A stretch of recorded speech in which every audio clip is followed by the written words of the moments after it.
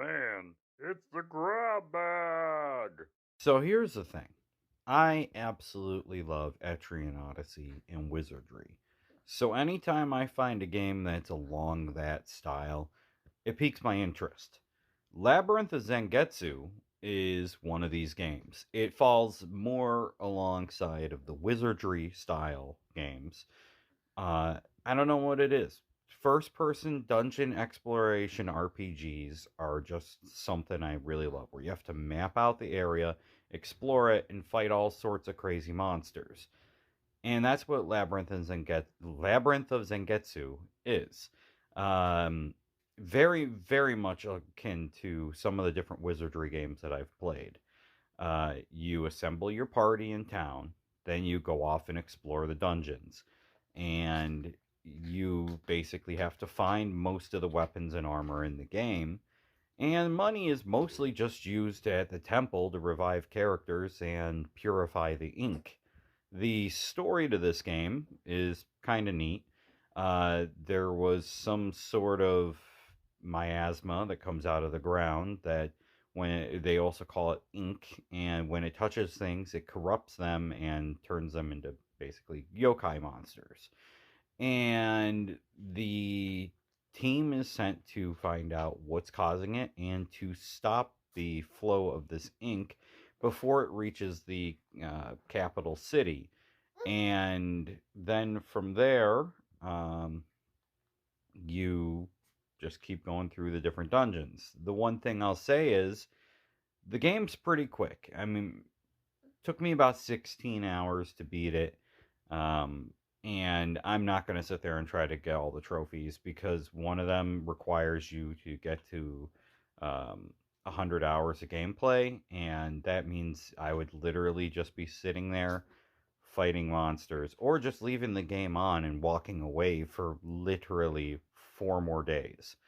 Uh, well, over 4 days. No, yeah, I'm doing my math wrong. 4 days. And the other trophy that's absolutely insane is getting a character to master all 9 jobs. So there are 9 character classes, which you have your warrior, your thief, your cleric, your wizard, and then you have some other jobs like monk, samurai, ninja, and paladin. And sage. Did I say sage? So you start with some jobs and then you can switch your jobs around later. Your stats will decrease when you switch jobs, but your HP pretty much stays the same. And it becomes very easy to power level if you switch your characters after you get to at least level 10. I waited until my characters hit level 12 before I switched just because the third dungeon started to get a little difficult. And I really enjoyed how crazy some of the dungeons got. The first and second dungeons are pretty straightforward. The third one starts adding multiple levels to it. And then the fourth dungeon, I'm pretty sure that was half of the streams I did for the game, was just that fourth dungeon, because you have to explore outside of the tower in the gardens, which took a while, and then you had to explore the tower itself, which was 8 floors. So yeah. So after we had all that, oh, and just FYI, that cat over there, she has really bad anxiety. So if yeah, constantly licking herself. So I'm gonna swoop it over just a little bit.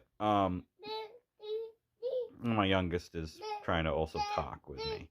The game overall was a lot of fun, and I think it was like $22 to buy. Um, it's quick. It's first person RPG if you're into those kind of things.